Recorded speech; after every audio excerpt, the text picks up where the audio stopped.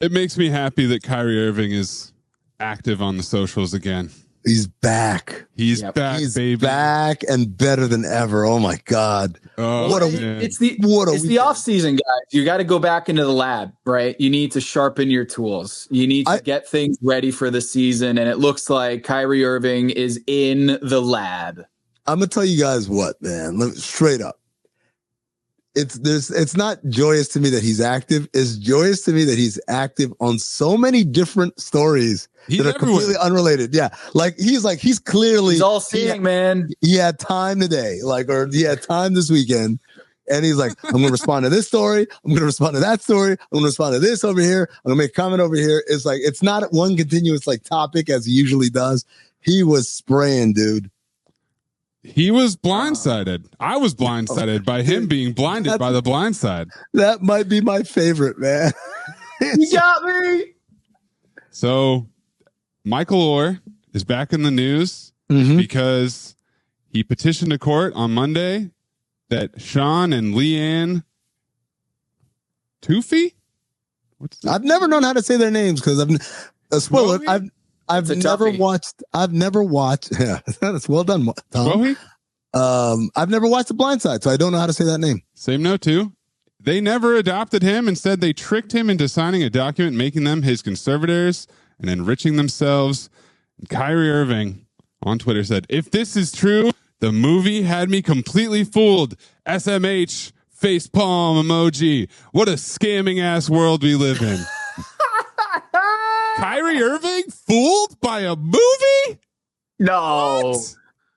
No, not my Kyrie Irving.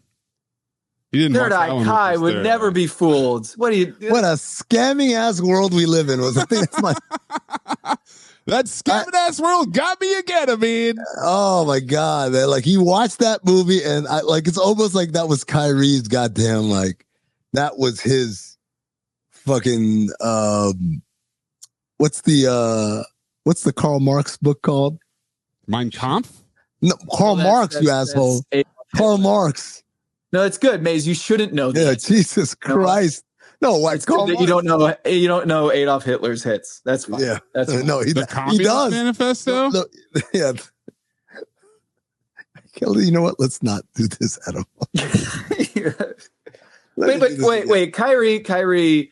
He's back on the internet. He's back on social media as if he ever left. But the point is that he got by The Blind Side and Sandra Bullock and all that. And but he's speaking truths. He already owns the number 11. He's been battling with Klay Thompson for the number 11 for many years here. And now he's coming after the number 10 as well. So first of all, why? Wait. Because shout out to numerology.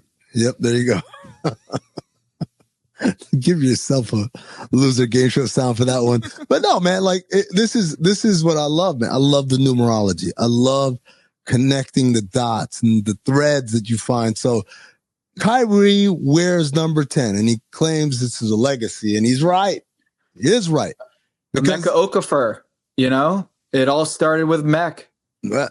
Well, right, the Mecca. Not quite. Good try, but not quite. No, what? Well, I mean, other guys have worn 10 for Team USA. That was Tom trying to do some Illuminati dot connecting to Charlotte. Oh yeah, that's Kyrie's beliefs. Yeah, all roads lead back to Charlotte always when it comes to Tom Abistro. But number 10, a lot of guys have worn number 10 throughout the years for Team USA, but it didn't really have a meaning until Kobe did it, right? And what I mean by that is this. So international basketball, FIBA basketball, when you're playing a national team play, you're forced to pick a number 1 through 12. There are only 12 roster spots, so there's only 1 through 12. So you can't wear 23s and you can't wear 55s and stuff like that. So guys have to figure out a number. So Kobe wore 10. Other guys have worn 10 just because that was a number that was available or whatever. Kobe wore 10 because in international soccer, number 10 goes to the best player. Right. It goes to, you think about Pele wore 10, Maradona wore 10.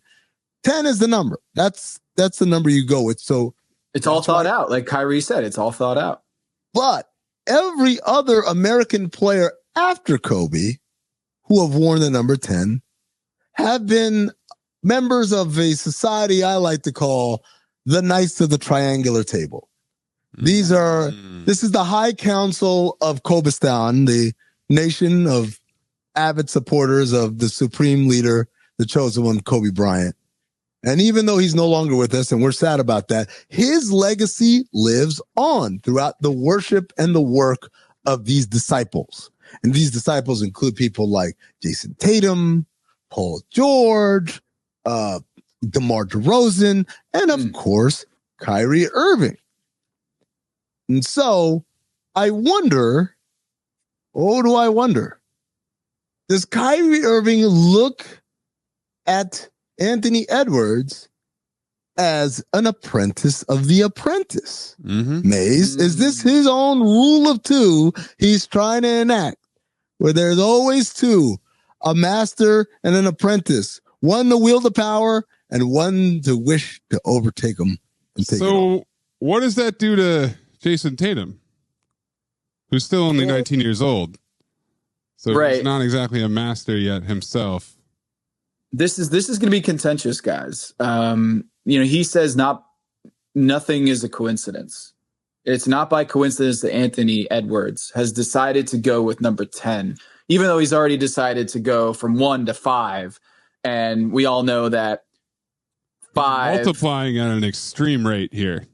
By the end of the week, Anthony Edwards will be number 100. Yeah. And I think the math here is that in order to get people to remember that you're going to be number 5 this year, you do it twice. You gotta get 5 plus 5 equals 10. And so Anthony Edwards is saying, all right, I'm going to claim number 10 here because in 2 years, or when the Paris games happen, I'm going to stake my claim to 10 because Kyrie Irving took 10 and DeMar DeRozan ended up with 9. And so he tried to get number 10, but he had to get the next best thing, which is 9, which is also MJ number 9 with the Dream Team. So look, if you can't beat Kobe, maybe you go with Michael. And so that's where I'm thinking is, Jason Tatum and Anthony Edwards are going to be fighting over number 10 here because it's all thought out. Like it's all planned out. There are no coincidences in this world. So Anthony Edwards taking 10 now, this is the play before the play, right, Amin? Yeah, and I almost feel like this is the part where Jason Tatum becomes Darth Maul. And yes, you were once in the rule of 2, but now you're out. Nobody wants you. We've replaced you with Count Dooku, who would then be replaced by Anakin Skywalker, aka Darth Vader. And so, as always, like I said, rule of 2, always 2. One to wield the power, an apprentice to crave it. And right now, I think Kyrie's kind of like letting it be known, like, hey, I'm the master. Anthony Edwards is the apprentice. Jason Tatum, go find new legs somewhere else. That's a Star Wars reference. Oh, yeah. Is this Star Wars? All these references? Yeah. That's right. That's right. It's Ahsoka season. We're back, baby. Rule of 2. Rule of 2. This is Basketball Illuminati. I am Tom Haberstroh, and as always, I am joined by the 5-star Illuminati generals, Amin Al-Hassan and producer Anthony Mays, the co-presidents of the Illumination. Fellas, oh my goodness. I'm going to repeat this. James Harden is speaking truths. Or is he a liar? I don't really know, but I'm going to repeat it. James Harden is a liar. Or is he speaking truths? We're going to have to unpack this. We're going to have to break down this code. There's a lot of cryptic language here. There's a lot of backstory here. There's a lot of, I don't know, is he straight up code breaking? He broke the code. Dylan Brooks style. Yeah. Broke it. Shattered onto the floor in China. We're going to have to devote a whole segment to, what is that, like 3 sentences spoken by James Harden later in the program. 2 times. He's going to repeat it. He's going to say it a second time. And we're going to probably say it a third time on the show because that's what we do. Keep your third eye open. But first, I mean, how is Springfield, Massachusetts this time of year? It's hot everywhere, but, southern Massachusetts, how is it? How's it? It was glorious, man. I wasn't outdoors a whole lot, so I can't speak to how it was outside, but being around the Hall of Fame festivities was awesome, man. I can't praise it enough. It's so cool to see all the legends walking amongst us. Yeah. It's so cool to see how many people turn out. the people who come out to support, because you see like all these names and faces of like, there's nothing that can replace, it's going to sound ridiculous. There's nothing can replace the excitement of turning around and looking like, is that Jan Mahinmi? Like, let me tell you something. If you want to playing hoop grids while you're walking around, it was like a hoop. The whole weekend was a hoop grids cheat sheet. I'm just walking around like, oh, that's going to be a good one to have on there for sure. Oh, yeah, Powell did play for the Spurs. That's right. Okay. Dude, how about when Tony shouted out Michael Finley and he said, Mike, I see you over there sitting with the Dallas people, but we're the ones that got you a ring. Remember that? And I was like, Wow. Yeah, man. It was great. It was fun the whole time. But again, it's like little things like that. Oh, yeah, that's right. He was with the Spurs. Yeah. That's my favorite game at an arena when you're at an NBA game is the layup lines when the guys are shooting around before the game. There's always this meetup at half court, right? Mm-hmm. Between former teammates. And I always love to play the game of how do they know each other? Like, what is the team that they played on together? And it's just like, oh, there's Michael Beasley and Anthony Tolliver. And you kind of like do the math in your head. You're like, wait, when did they know each other? It's almost like a real life hoop grids playing out at an NBA game. And you're doing it at the Hall of Fame where it's just kind of like a reunion for NBA players. Yeah. Like everywhere you go, it's just, oh, yeah. Remember when we did that? Oh, remember that those guys were on that championship team together. I totally forgot. So that Finley moment, that was cool. And man, shouts to Marc Spears, Amin. How cool was that? Oh, man. That's why I went, honest to God. I went to go see my buddy Marc Spears get enshrined as he won the Curt Gowdy Award for print media.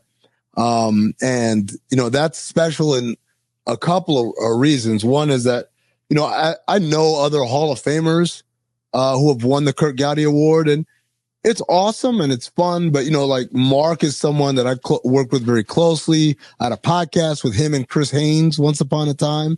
Go figure. The three of us would be on one podcast together. And he's been like a big brother and a mentor to me. So I told him straight up, like watching him go in was like watching me go into the Hall of Fame, dude. You can't tell me. I'm telling you, like that's the feeling I got. Like it was a feeling of like, yeah, we did it. Amin right? and Marc Spears both wore number 10. Wow. Yeah, exactly. Yeah, the legacy continues. But the other part of this that was shocking to me, and Vinny Goodwill was the one who brought this to my attention. Mark's only the fourth black writer to win the Curt Gowdy Award for print media. It's Wilbon, who just got in a couple of years ago. It's David Aldridge. It's David Dupree, and it's Marc Spears. And the crazier part of this is Wilbon wrote for like the Chicago Tribune and the Washington Post, right? Aldridge wrote for the Washington Post. Dupree wrote for USA Today. Like these are major institutional newspapers across the land, right? National brands, even though two of them are technically local papers.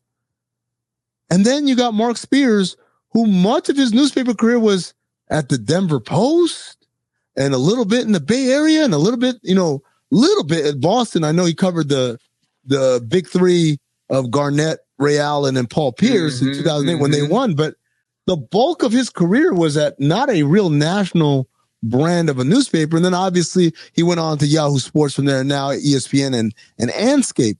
But he's kind of like, again, it signifies a little bit of a modernization here. This is a guy who didn't do it the traditional way of writing for, the Boston Globe or the New York Times for 25 years or what have you. And so to see Mark make it, and to be only the fourth black writer to be bestowed such an honor is kind of crazy, but also really rewarding. And of course, everyone was there, to see him through.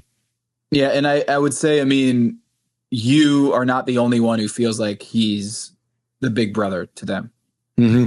Like they're like Vinny Goodwill and to all of us who have been at an NBA game, Mark puts his big bare hands on you and gives you a big hug or puts his arm around you. If you've been in that moment, man, you feel so much warmth from that dude. Like he is an awesome person to have in your life. And he is a big brother to so many journalists, so many people behind the camera or behind the pen that you don't probably know about or don't know their byline or their face that he has helped out over the years that would consider him a big brother. I'll give you an example. Someone who actually got to call him up to the stage when he got his honor. Malika Andrews. Malika Andrews got her start, as an intern with the New York Times. But in terms of like who she connected with within the basketball world to be a part of this world, as opposed to a cub reporter covering, I don't know, Little League baseball or whatever it was Marc Spears, because at the time he was the head of the NABJ sports task force. And as a result, like, he was a guy that, I guess, he met her at NABJ and gave her the shout out and gave her the boost in. And now look at her now, as we see, she's just been named the host of Countdown, of all the countdowns, as opposed to, one or two as it was a year ago. So like Malika Andrews was there, and Gary Washburn was there, and Sherrod Blakely was there, and Vinny Goodwill and Rachel Nichols, and everybody was there, and it was just an awesome time, man, an awesome celebration of a truly great person. We don't say this often. I know, we like to mess around here and talk about, the ulterior motives and code breakers and people who are carrying water, but you don't often get to see someone who does it the right way, does it with class, does it fairly and objectively, but not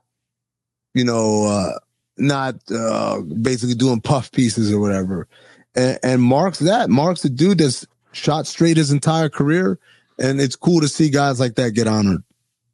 For sure. And I would challenge anyone to find someone as prolific as Marc Spears. I mean, he's been doing this a very long time, and he's still putting out pieces that every day I'm like, man, how does he do it? Like, how does he do it? Every day it feels like he's got a new connected story where he's got a source or an interview or a new angle on a story that everyone's talking about. And he does it every day. It's amazing. Hey, he puts up 30 and 10 every single day. Every time I tell one of my friends, Isaiah Hartenstein is black, right? And it blows their mind. I'm copying and I'm pasting the Marc Spears featurette on him, sending it over. Look, dude, there's a zillion articles like that over the years that I just have bookmarked. Every time someone brings up, oh, you didn't know that? Boom, copy, paste, sent, and blow everybody's mind. Man, it was a celebration and a great event. Anything else stand out to you from the speeches? Or I thought Dwyane Wade bringing his father up on stage was that was cool. A real highlight. I wrote about Dwyane Wade on The Finder. You can go find it on Substack. Go find me. If you want to be a finder, subscribe. On Substack, it's called The Finder with Tom Haberstroh. I got a piece where I found 10 things, my favorite things about Dwyane Wade, and wrote about him. And I think Dwyane Wade was just an awesome guy to talk to in the locker room, and you can see it just on air. He's hosting a game show, Gab Union, like all the public eye stuff that you see about Dwyane Wade, and how he's just, I mean, on the Le Batard Show last week was amazing about Paul Pierce and that. Yeah.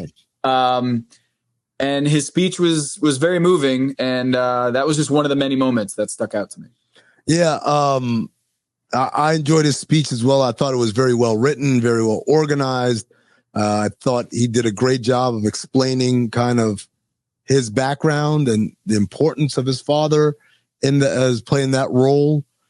And, but I also really enjoyed that he picked Allen Iverson to be his presenter. He could have picked Chris Bosh, his buddy, his teammate, the guy who won championship with, who's also a Hall of Famer.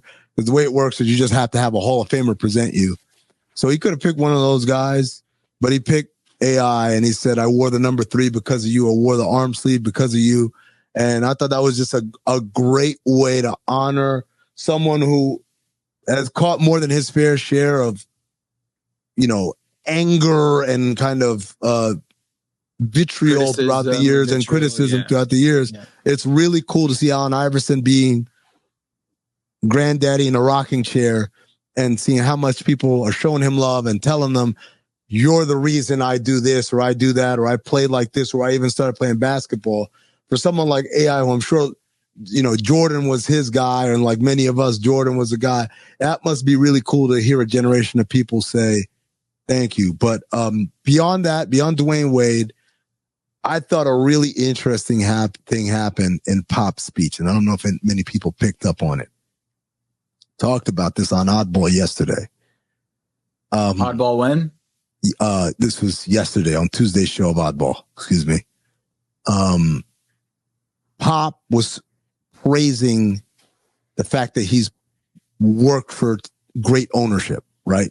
Red McCombs when he first joined, and then General What's-His-Face, whose name escapes me, and then the Holt family. First Peter Holt, now Peter Holt's kids. Yeah, 3 great owners except for college, right? Yeah.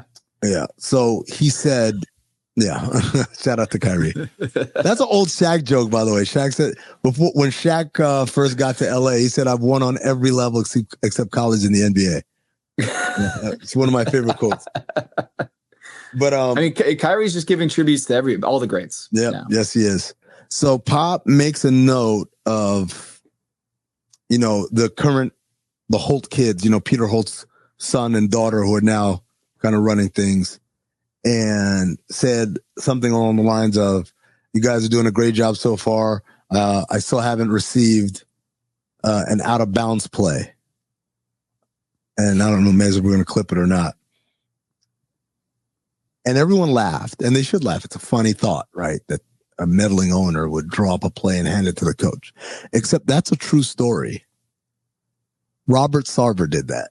Oh, that's and as soon as he said it, I shot across the bow. I knew exactly. Inside joke, and oh my god! And so you're just reveling in that joke, and you're looking around the room, being like, "Who else got that?" Yeah. Steve got it. Boris got it. Like, I'm looking at the guys in the room who are around for this stuff. Like, you guys know what it was. But yeah, man, it's a cool time to be out there. It's great to hear the speeches. It's great to hear people give shout outs to people you've never heard of, or people you wouldn't think would be there. Like Tony Parker brought something like 150 people. That's why it sounded like a home game. He flew in so many people.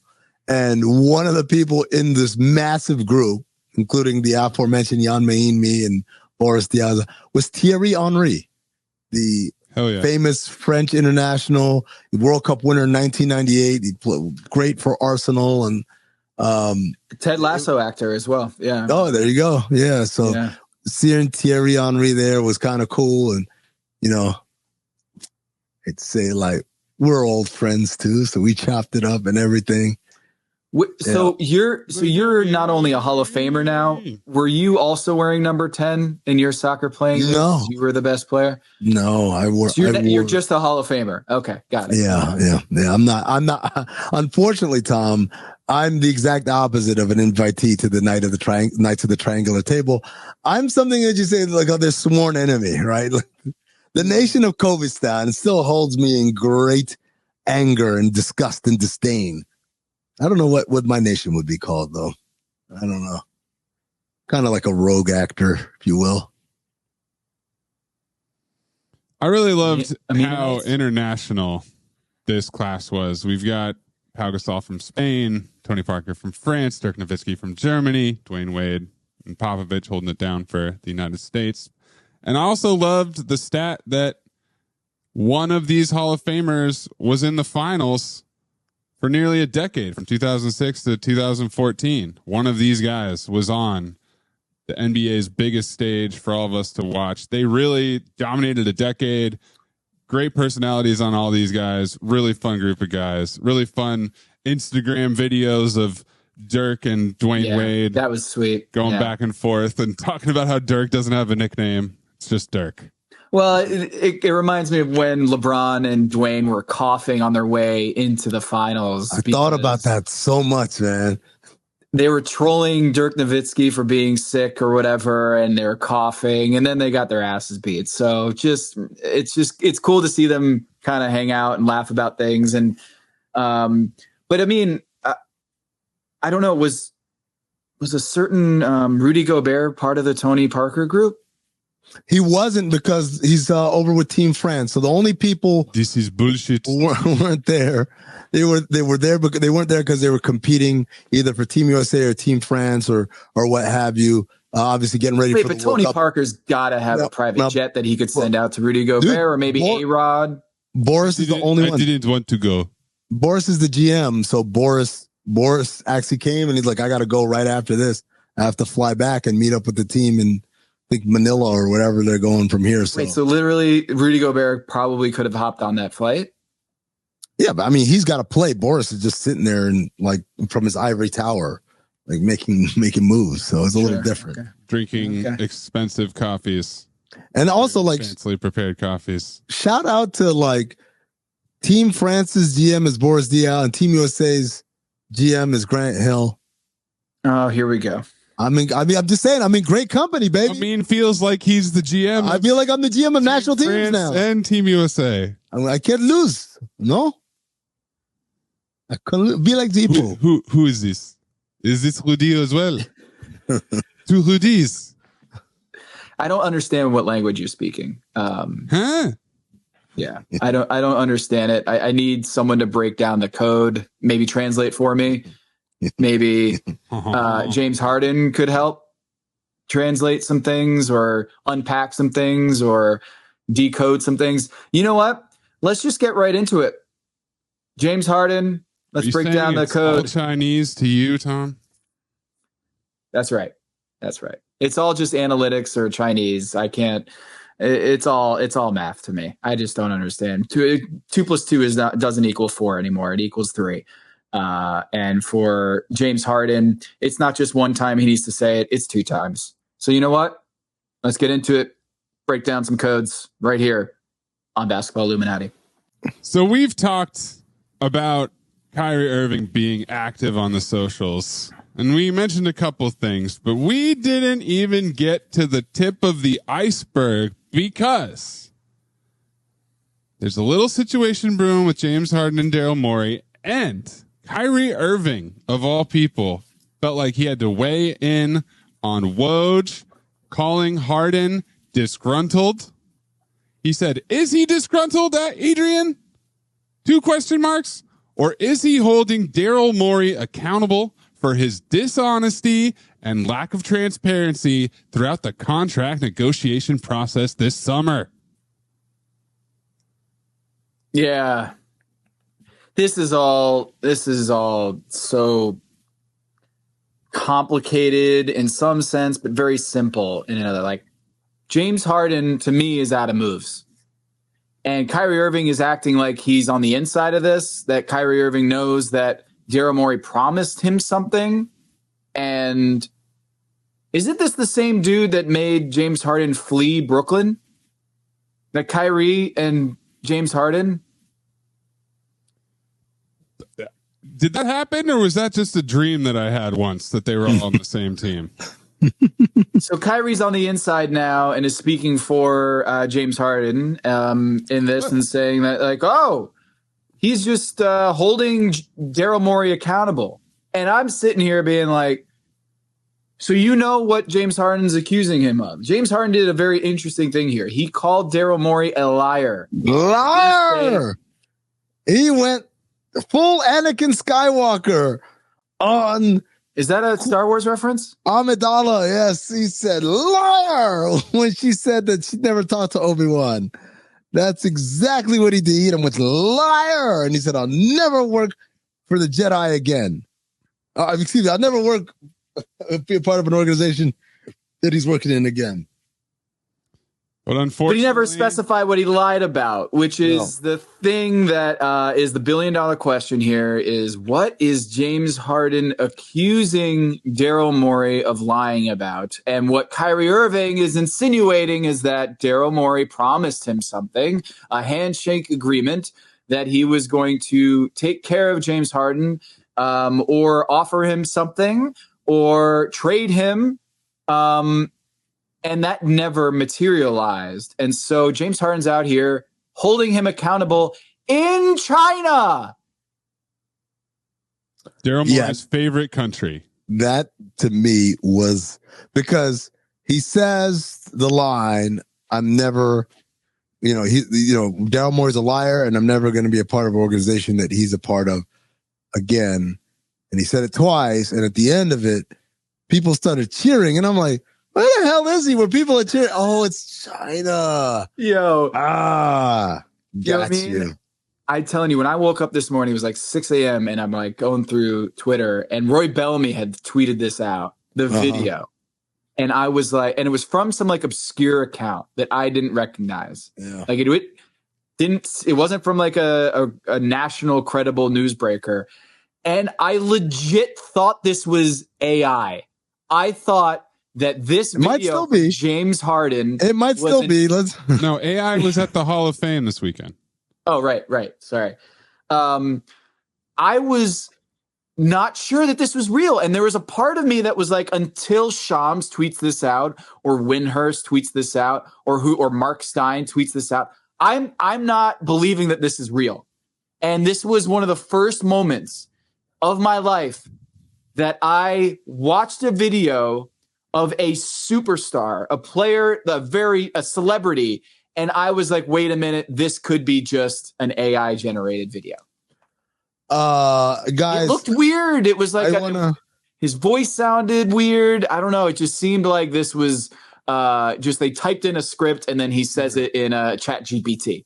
And the funny thing is, though, people cheering for this thing that he said, and I said, "Xiang xiang xi ban jiang dao," which is roughly translates to preaching to the choir. That's what old James Harden was doing there. Yeah. Guys, so, Tom, I'm going to disagree with you vehemently on something. You said Harden's out of moves. Au contraire, my friend. I think this is the beginning this is when a Cold War becomes a hot war, right?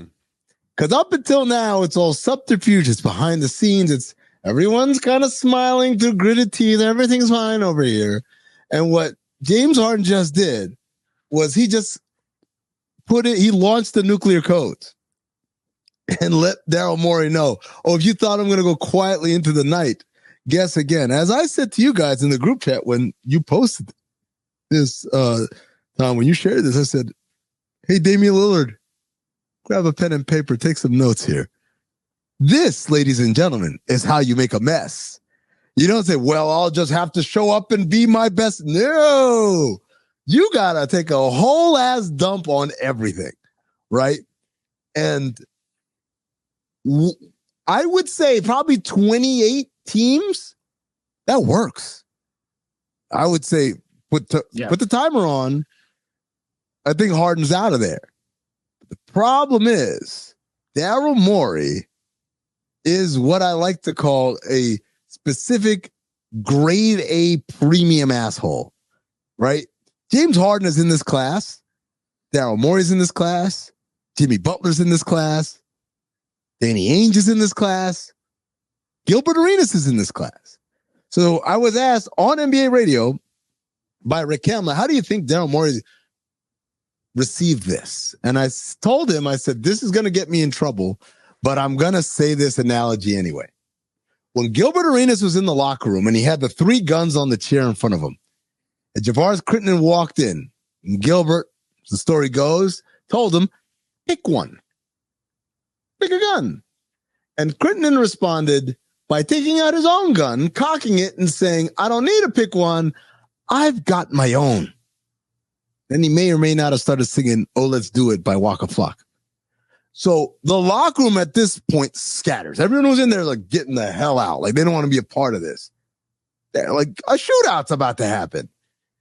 And as everyone's running away, and Javaris has his cocked and loaded, ready to rock gun in his hand, legend has it that Gilbert Arenas responded by sitting back in his chair and laughing. Yes, that even when faced with a literal life and death situation, Gilbert Arenas is going to continue the bit to the bitter end. He's not going to break. And so when you asked me, or when Rick Hamlin asked me, how's Daryl Morey receiving this? I said, he's sitting back in his chair and he's laughing, even though destruction is almost imminent. And to which point I would say to both of you guys, how much job security does Daryl Morey have?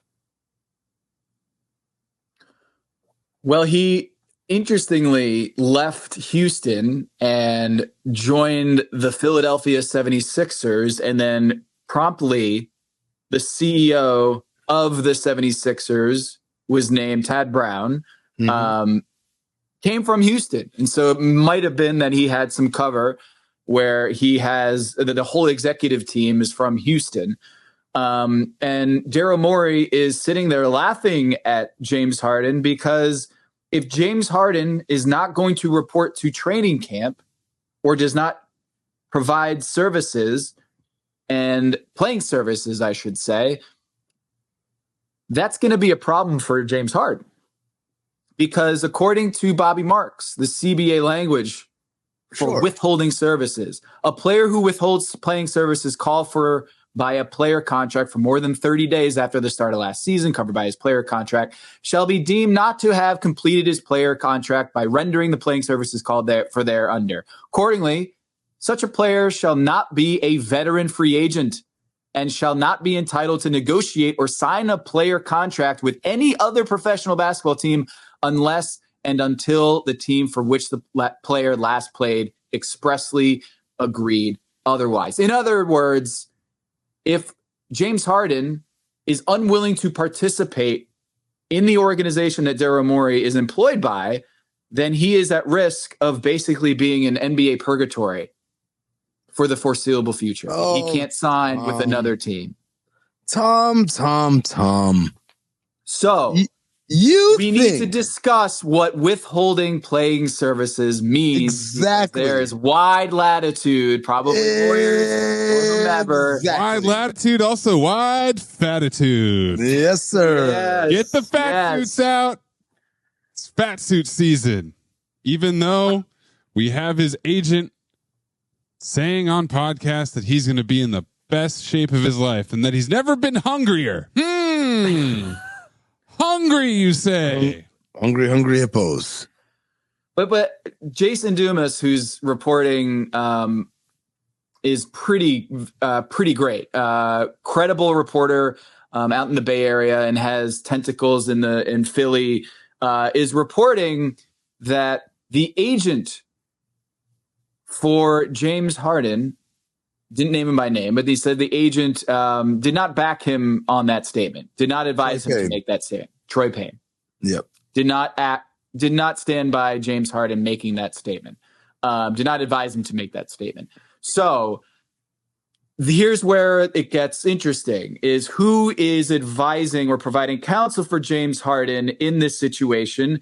Because if the agent wasn't for this, and if the agent's the go-between between James Harden and Daryl Morey, and he's not on board with James Harden's next thing, then this just seems like James Harden's just lighting everything on fire. You guys, come on, Tom. How long have we been doing basketball Illuminati? You have to build plausible deniability. The agent says, I didn't tell him to do that. Why would he do that? He's going to be in the best shape of his life. And so you can't establish conspiracy to defraud within this.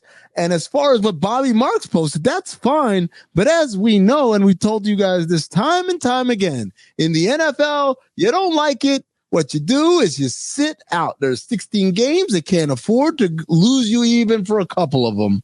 It could change the course of the season dramatically. In the NBA, you show up.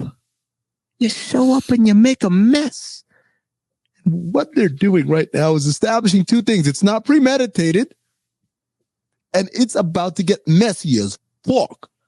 It's about to get so messy, they're going to wear pink jerseys and play in Fort Lauderdale, but somehow call it Miami. Wow. That's how messy it's about to get in Philadelphia. Because number 10, there you go. Bring it back one more time. So, like, what Harden is doing is, to me, beautiful. This is how you do it. This is how you shake the tree to make apples fall out. And in most cases, I think it would work tremendously. The problem is he's going against the guy who's every bit of the asshole that James Harden is, meaning we're watching two guys play chicken and no one's going to swerve. So what's going to happen at collision point? I know James Harden's not going to give up $1. So he'll show up. He'll play like crap. But here are the ramifications. Number one, Daryl Morey's been in charge for 3 years now. The team has not advanced outside the second round. Nothing has changed. If anything, they've had a couple of embarrassing second round knockouts in that, right? He's fired the head coach.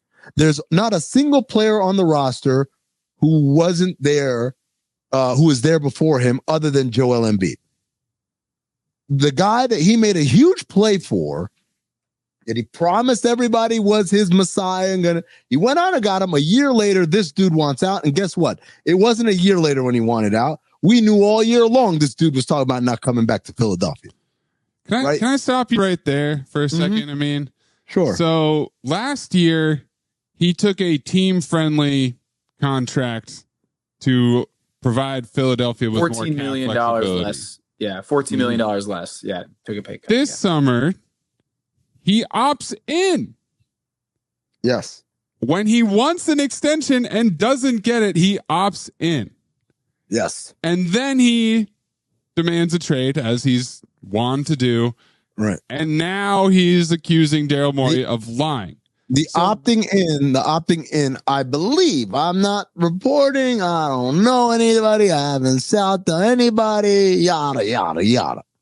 The opting in is so that they could trade him. And because if he opts out, Mays, he becomes an unrestricted free agent. He can't get to the Clippers that way because they're far beyond the tax. And so a sign and trade is not an option for them. And so the only way he would get there is taking a taxpayer minimum, which I don't even believe exists anymore. Or basically taking the minimum, right? That's what would happen if he opted out. So to drill down on the code, which is what Daryl Morey lied about. It's not the extension. It's the trade. Not necessarily, because... Or it's the extend and trade. There's a couple of things going on, right? Like, the extension probably was communicated to him at some point. Wasn't going to happen. Because remember, the Sixers were investigated for the practice of James Harden taking a $14 million cut to sign a 2-year deal with a player option out. So there is an element there where it's like, okay, maybe they said, yeah, we'll do it. And then once the heat came around and said, well, there's too much heat, we can't do it. At which case, maybe Harden, his trust is broken at this point. So then he says, get me out of here. And they say, well, if you want to go there, you better opt in so that they can trade you there. And he opts in and then the trade doesn't happen. So there's two main points there. But to me, this is all moot. I don't know the truth. You don't know the truth. Nobody really knows the truth other than James Harden and Daryl Morey, right? My question... And Kyrie. And Kyrie, because Kyrie knows everything. My question circles back to how much job security does Daryl Morey feel? This team hasn't achieved anything more than when he was not before he was there. Since he's been there, they've had 2 rather embarrassing playoff flameouts. He's had to fire the coach, and the guy that he staked his rep, that's my guy, brought him in within a year, at least, does not want to be there anymore. Whether Harden plays another game for the Sixers or not is quite irrelevant. This is a picture of organizational dysfunction. So if he gets a deal done, whoopee. You think Joel Embiid is sitting around right now feeling real confident about how everything is going? Yeah. And at that point, if you lose the confidence of your star player, who you did not draft, who you had nothing to do with, at what point does Daryl Morey say, they trust me here? At some point, when everything has changed, when you change all the players, you change the entire coaching staff, you change the front office, at some point, you've eroded every single opportunity to say, it's their fault. It was the guy who, I found it like this. No, you didn't. This is your making. This is your mess. So I ask, how much job security does this guy feel right now? Because you're right, Tom. In many ways, James Harden is leveraged out. He has to play in order to get at least free agency, if not get his money, at least get the free agency next summer. He's got to play. So that's what I'm saying here is like, he's kind of cornered here because in order to get that next big deal, he has to play up to his abilities. He has to show out in this contract year. So taking a huge dump on the organization is not going to do him any favors to get his money, get the bag. And he's looking at what happened to Russell Westbrook in signing basically a veteran minimum deal at this age after being a triple-double guy not too long ago.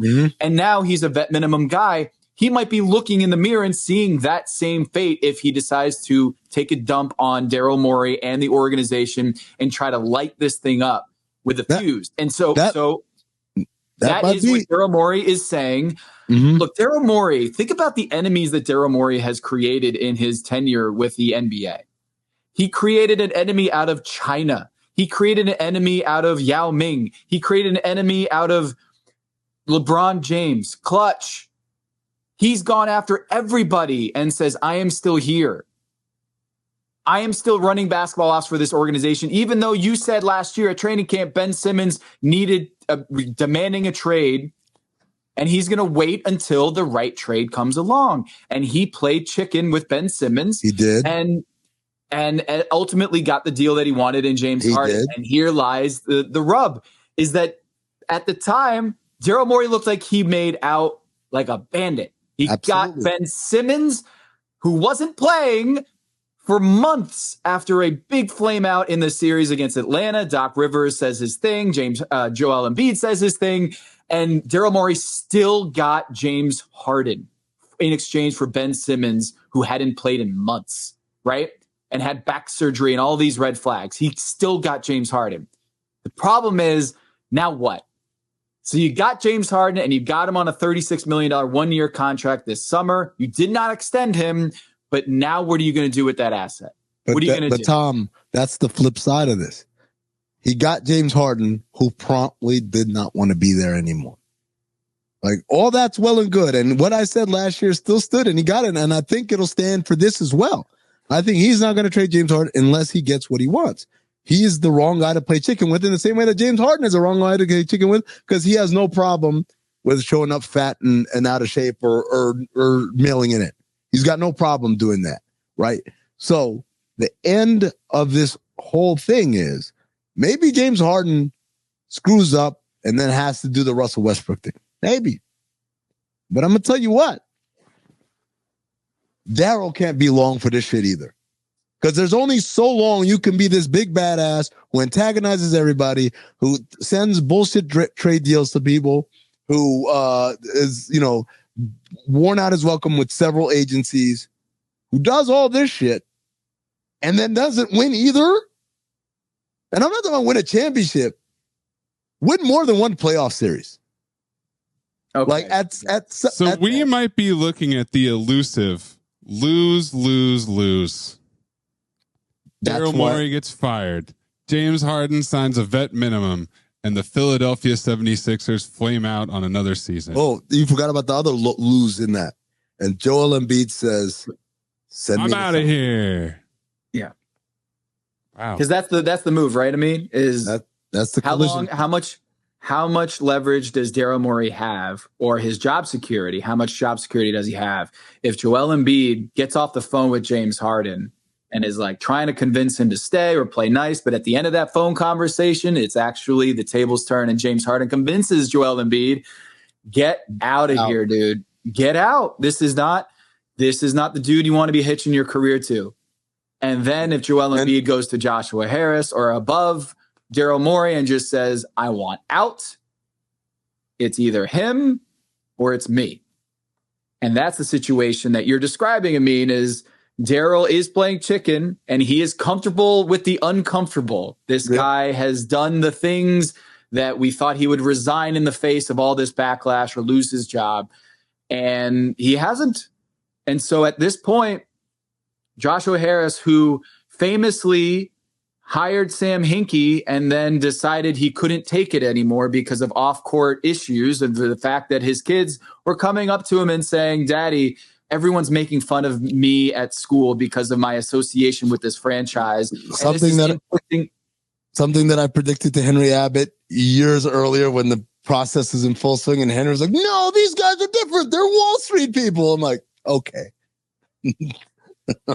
Sure, Henry. Now, if James Harden is making a fool out of the organization publicly, is trumping the NFL news cycle because of what he did in an exhibition game. Not even what he. It was an event. It was just like a shoe event. Well, I'm just saying, like when it, like he might be okay with it now, being like, okay, it's fine. But when it's on national TV here, or when it's in a exhibition against the Lakers, and it becomes a huge national storyline for 2 days, and taking the mic away from Pat Mahomes and the NFL, and suddenly they're the number one story in the A block at First Take. How many days of that is Daryl Morey and Joshua Harris and the rest of the organization going to be okay with before some changes are have to be made? So I think James Harden at this point, it feels like he's scrambling, that he's kind of going rogue, that he's not talking to his agent, so to speak. His agent. What I found amazing is that Daryl Morey has ended trade talks, and then within 12 hours of that report out on ESPN, James Harden makes this move. Daryl Morey is playing some sort of chess. There's some sort of move he's playing here by leaking to reporters or by shutting down trade talks in August 12th? Like, what's the incentive there to shut down trade talks August 12th? Shouldn't you keep those lines open and just say, hey, if you got another call, if you have a trade offer August 19th, September 19th, October 19th, lines open. But instead, Daryl Morey and the 76ers shut down trade talks. What is that about? Now, why would Daryl Morey do that?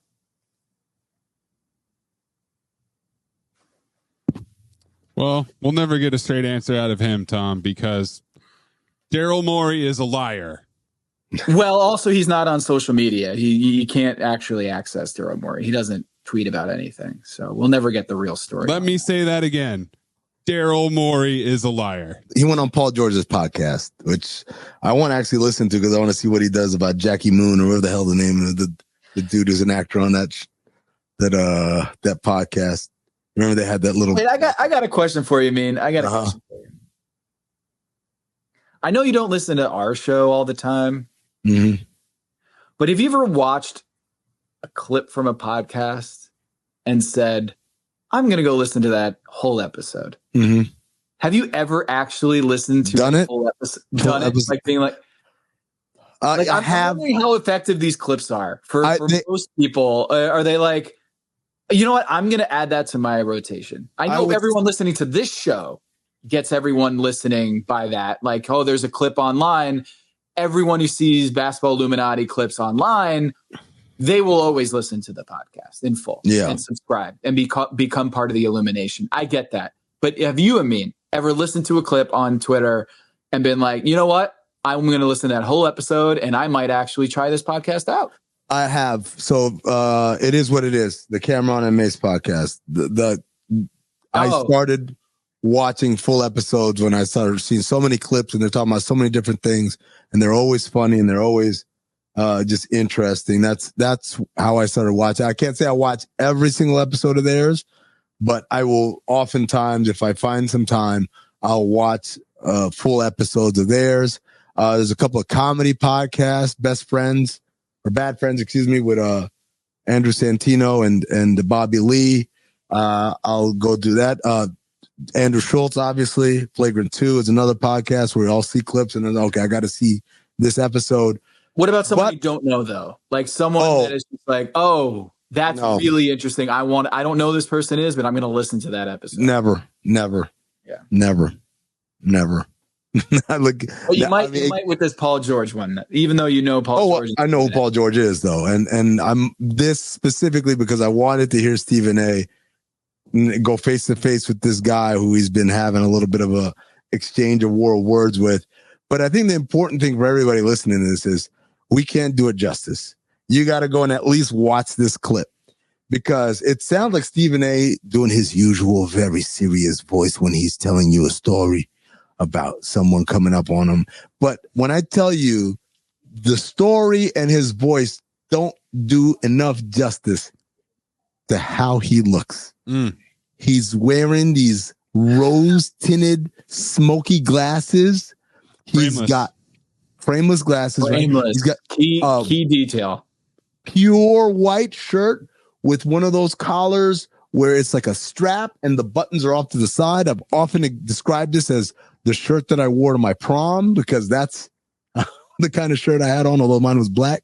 And then, oh man, I wish I could get an evaluation on that chain, because that's that, oh yeah, I make this much money kind of chain. Like, and I wish I could see what kind of pants he was wearing, because I'm betting white linen just off the top of my head.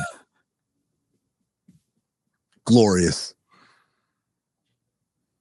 Do you think you get like a behind the scenes, him walking in like somewhere? Maybe it's not that you listen to the whole episode. Maybe it's you just check out the YouTube so you can see what Stephen A. wears.